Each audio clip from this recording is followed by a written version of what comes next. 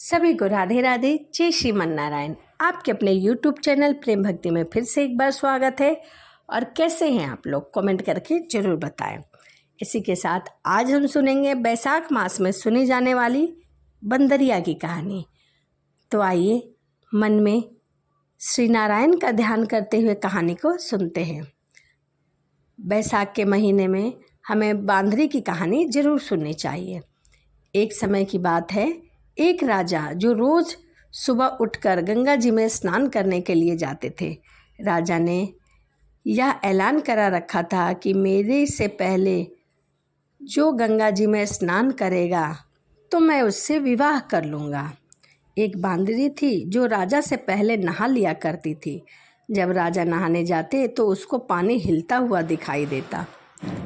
जब राजा को इस बात पर शंका हुई कि मेरे से पहले कोई स्नान करता है, तो राजा ने वहाँ पहरा बिठा दिया। गंगा के किनारे एक पहाड़ी थी जहाँ पर वो बांदरी बैठी रहती थी। राजा के नहाने से पहले वह नहाकर पहाड़ी पर जाकर बैठ जाती थी। ऐसे ही नहाते नहाते पूरा बैसाख का महीना बीत गया। एक दिन उस बांदरी को नहाते हुए सिपाहियों ने देख लिया और उसे पकड़कर राजा के पास ले गए। राजा का यह प्रण था कि अगर कोई भी औरत मेरे से पहले नहाएगी तो मैं उससे विवाह कर लूँगा।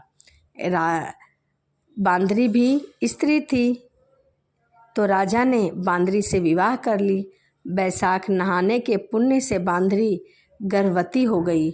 9 महीना पूरा होने को आया तब बांदरी ने राजा से पूछा कि जब मेरे बच्चे होने का समय आएगा तो मैं क्या करूँगी। तब राजा ने महल में टाली बदलवा दी और बोला कि जब तुम्हें दर्द उठे तो इस टाली को बजा देना, फिर मैं आकर आगे का बंदोबस्त कर दूंगा। राजा की और भी रानियां थीं जिनके बच्चे नहीं थे। वह बांदरी के बच्चे होने से बहुत जल उठी थी और टाली बंधी हुई देख कर उन्होंने पूछा कि यह टाली क्यों बंधी है।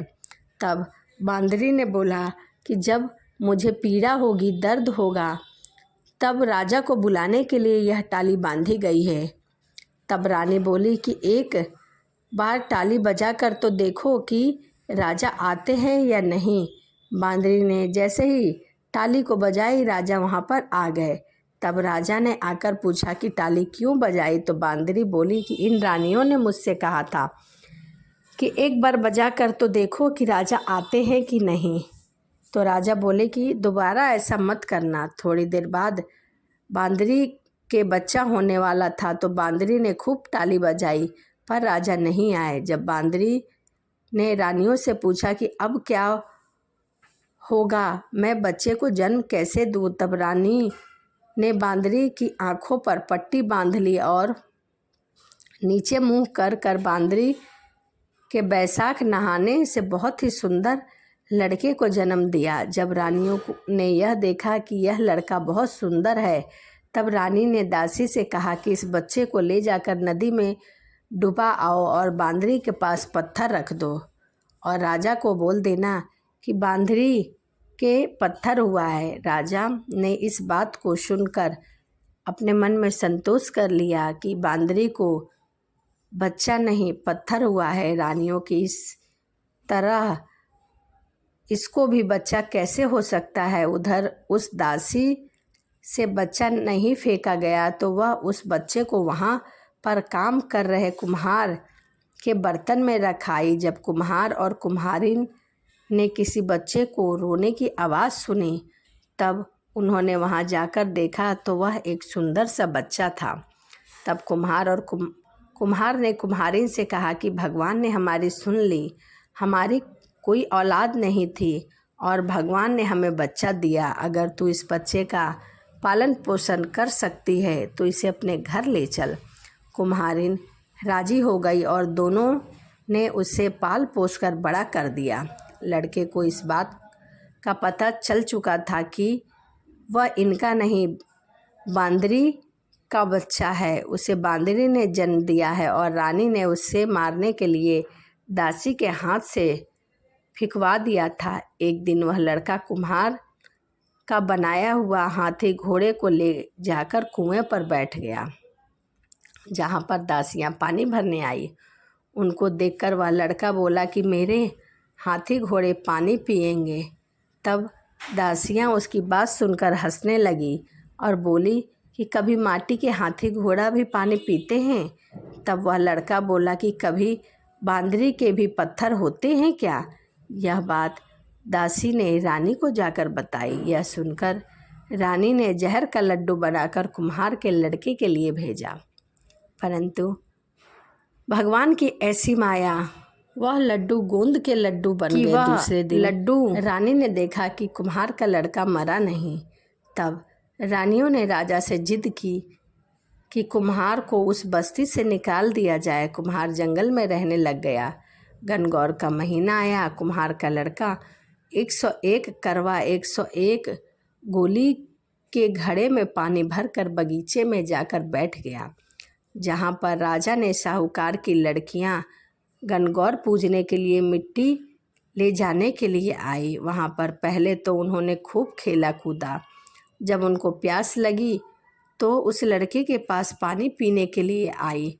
तब वो लड़का बोला कि मेरे पास गोली है, इसको तुम खाती जाओ और मेरे चारों तरफ फिरती जाओ, तब तुमको पानी पिलाऊंगा। इस बात से उनमें से कई लड़कियां पहले तो राजी नहीं हुई, परंतु प्यास मिटाने के लिए वह राजी हो गई। फिर वो लड़का अपने सामने आग जलाकर बैठ गया और उनको गोली खिलाता गया, अपने चारों तरफ चक्कर लगवाता गया। ऐसा करने से सब लड़कियों के गर्भ लग गया।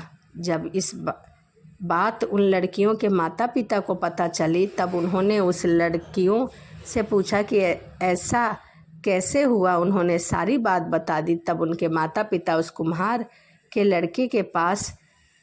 के पास गए और बोले कि तुम्हारे लड़के ने हमारी लड़कियों से फेरे कर शादी कर ली है। तो वह बोले कि इस लड़की को अब तुम अपने पास रखो।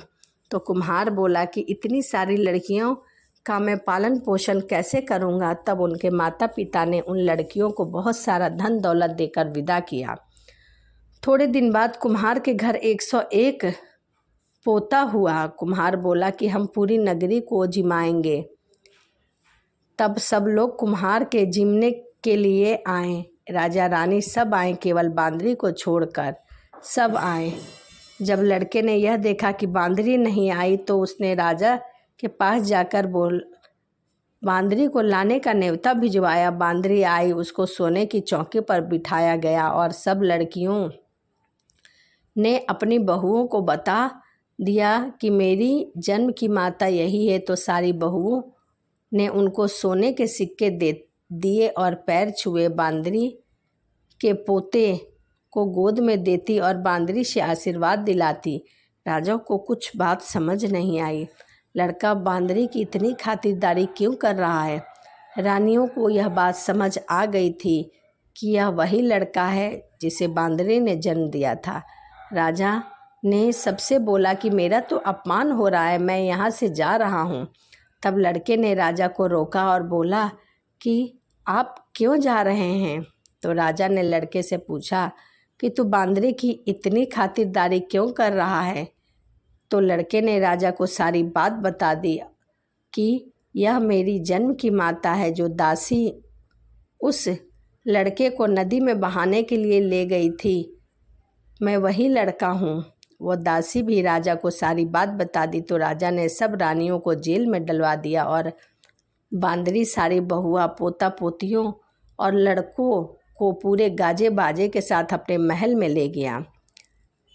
सबको अलग अलग महल बनवा दिया और लड़का राज करने लगा। राजा ने कुम्हार से कहा कि आप दोनों भी मेरे साथ चलो, लेकिन कुम्हार राजी नहीं हुए।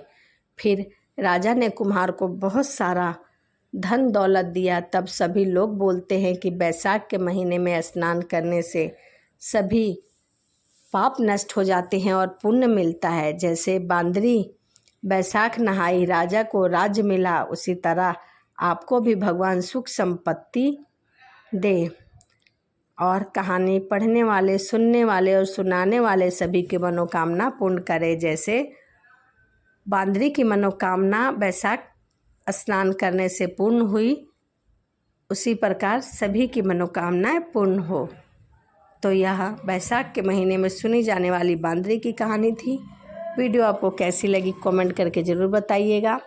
इसी के साथ वीडियो को यहीं समाप्त करते हैं और आपसे मिलते हैं अगली वीडियो में। सभी को राधे राधे। जय श्रीमन नारायण। हरे कृष्णा।